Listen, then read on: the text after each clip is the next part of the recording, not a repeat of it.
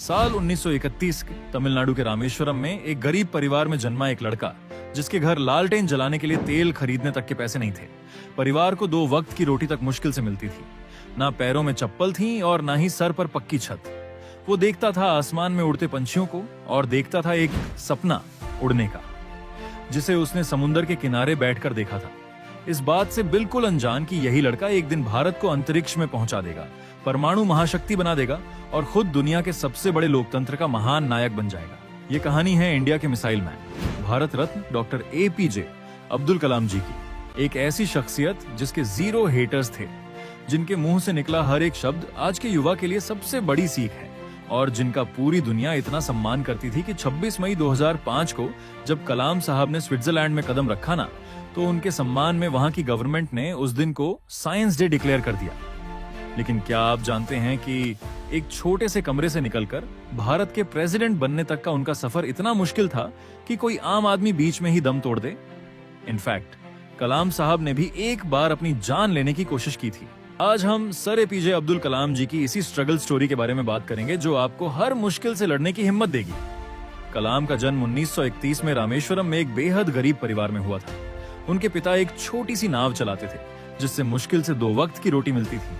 एक छोटे से कमरे वाले घर में कलाम अपने 4 भाई बहन और माता पिता के साथ रहते थे और शाम होते ही उनके घर घना अंधेरा छा जाता था। बस जो हल्की सी रोशनी आती थी वो होती थी चांद की रोशनी, और कभी कभार लालटेन जलाने के लिए तेल खरीदा जाता था, जिसका भरपूर इस्तेमाल वो रात में पढ़ाई के लिए किया करते थे। और उनके माता पिता भी खुद अंधेरे में बैठकर अपने बच्चों को पढ़ने के लिए लालटेन दे देते थे। बचपन से ही कलाम को सीखने में बहुत दिलचस्पी थी। जब 8 साल की उम्र में उन्हें पता चला कि उनके गांव से कई किलोमीटर दूर एक ऐसे टीचर हैं जो 5 साल के बच्चों को फ्री में गणित पढ़ाते हैं, लेकिन उनका एक नियम था कि वो सुबह 4 बजे से 5 बजे के बीच सिर्फ उन बच्चों को पढ़ाएंगे जो नहा कर आएंगे। तभी 8 साल के कलाम ने ठान लिया कि वो मैथ्स तो सीख कर रहेंगे।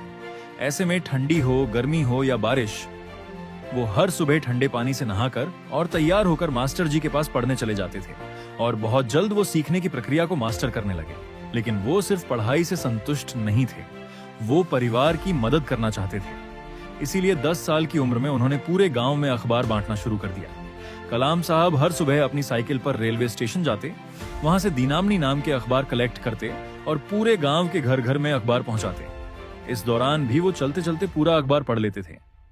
वहीं वो अपनी दोपहर मणिकन की लाइब्रेरी में बिताते और ज्ञान की खोज में किताबों, पुराने अखबारों और लिटरेचर के पन्ने पलटते रहते। कलाम साहब कहते थे, हमेशा बड़े सपने देखो क्योंकि छोटे सपने देखना अपराध है। लेकिन वो यहाँ नहीं रुके। समुद्र किनारे घंटों बैठकर उन्होंने आसमान में उड़ते पंछियों को देखा और एक सपना देखा, पायलट बनने का। वो कहते थे, सपने तभी सच होते हैं जब हम उन्हें देखना शुरू करते हैं। लेकिन इस सपने की राह में इतने कांटे बिछे थे कि आगे बढ़ते हुए उनके पैर ही छिल गए, जिसमें सबसे बड़ा कांटा था आर्थिक तंगी। इस सपने को पूरा करने के लिए उनके परिवार ने भी हर संभव कोशिश की। 1951 में उन्हें सेंट जोसेफ कॉलेज में एडमिशन दिलाने के लिए उनकी बड़ी बहन ने अपने सोने के कंगन गिरवी रख दिए। कलाम साहब ने भी पूरी मेहनत से पढ़ाई की और यहाँ से फिजिक्स में डिग्री लेकर वो 1955 में Madras institute of technology IIT पहुंचे, एयरोस्पेस इंजीनियरिंग पढ़ने।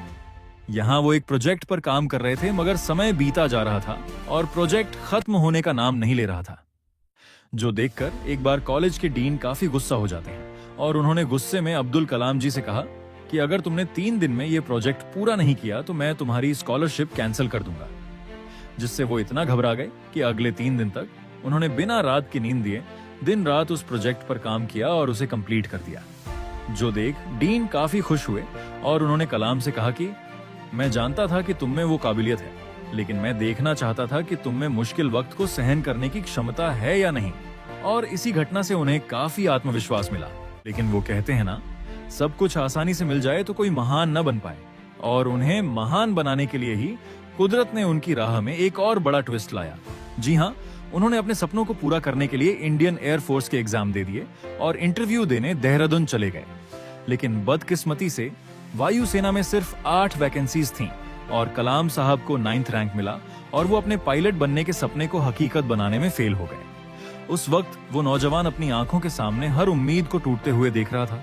दुख, दर्द और पीड़ा इतनी थी कि उन्हें अपनी जान लेने तक के ख्याल आए। उस वक्त वो उत्तराखंड के ऋषिकेश में चले गए और एक दिन वो गंगा किनारे टहल रहे थे। उस वक्त उनके दिमाग में नदी में कूदने के ख्याल भी घूम रहे थे, मगर तभी उन पर स्वामी शिवानंदा की नजर पड़ी। उन्होंने कलाम के पास आकर उनके कंधे पर हाथ रखते हुए पूछा, बेटा क्या हुआ?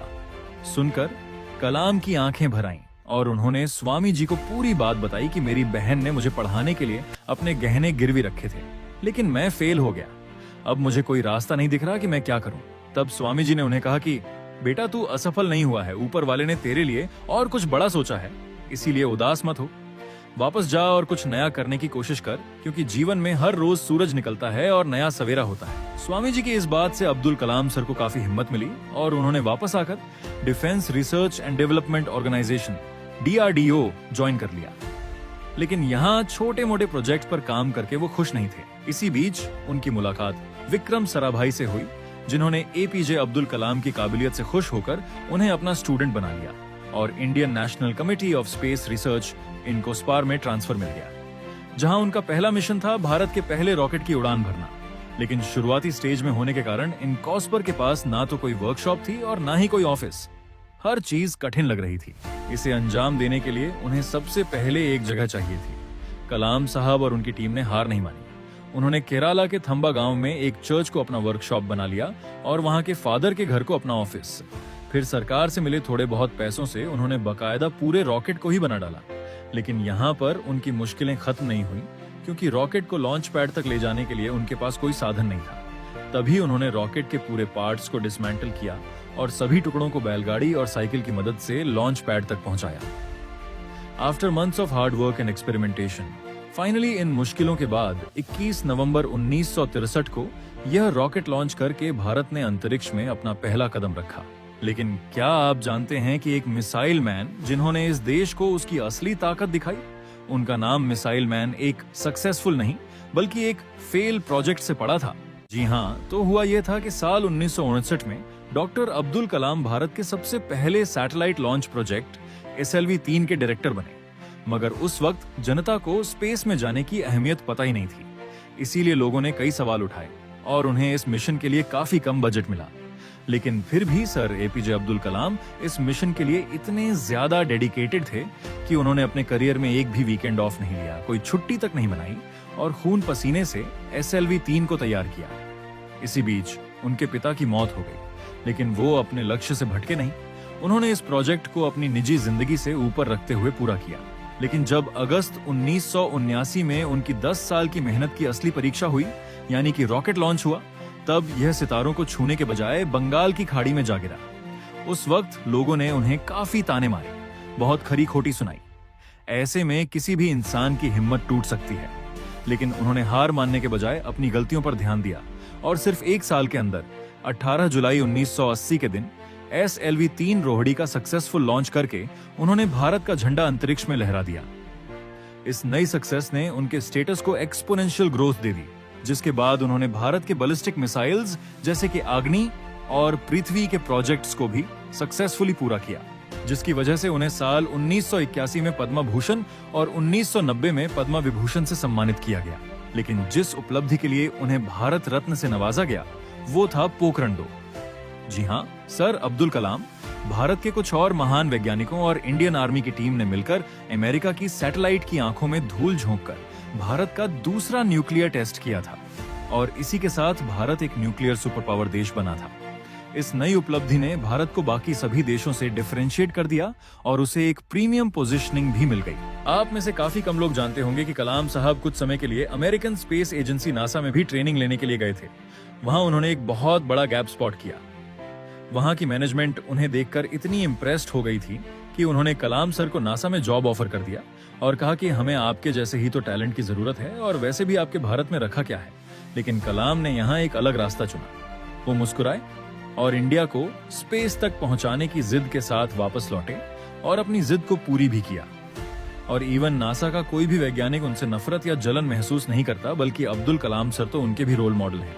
इसी तरह कुछ साल बीते और फिर आया 25 जुलाई 2002 का वो ऐतिहासिक दिन जब सर APJ अब्दुल कलाम भारत के 11वें प्रेसिडेंट बने। लेकिन आपको यह जानकर गर्व होगा कि उन्होंने कभी अपनी प्रेसिडेंट सैलरी नहीं ली, बल्कि उसे गरीब और पिछड़े हुए गांव में डोनेट कर दिया ताकि वहां भी स्कूल बने और वहां बड़े सपने देखने वाले किसी बच्चे को उनके जैसा संघर्ष ना करना पड़े। मगर फिर 27 जुलाई 2015 के दिन हमने उन्हें हमेशा हमेशा के लिए खो दिया। लेकिन सर एपीजे अब्दुल कलाम आज भी हमारी यादों में जिंदा हैं और उनकी बात करते ही आंखें खुशी के आंसुओं से भर आती हैं। इसीलिए आज मेरे लिए नहीं बल्कि उनके ट्रिब्यूट में हम इस वीडियो को जितना हो सके लाइक करिए और शेयर कीजिए, और कमेंट बॉक्स में कलाम साहब की तारीफ में 2 शब्द जरूर लिखिए। कुछ नहीं तो मिसाइल मैन की जय हो यह लिखिए। हम उम्मीद करते हैं कि संघर्ष से भरी इस कहानी से आपको काफी हिम्मत मिली हो। अगर आप भविष्य में ऐसे ही स्ट्रगल स्टोरी सुनना चाहते हैं तो रीड रिकैप रिपीट को सब्सक्राइब करके पास वाली घंटी जरूर दबा दीजिएगा। इस वीडियो के एंड में कलाम साहब की कुछ बातें कहना चाहूंगा।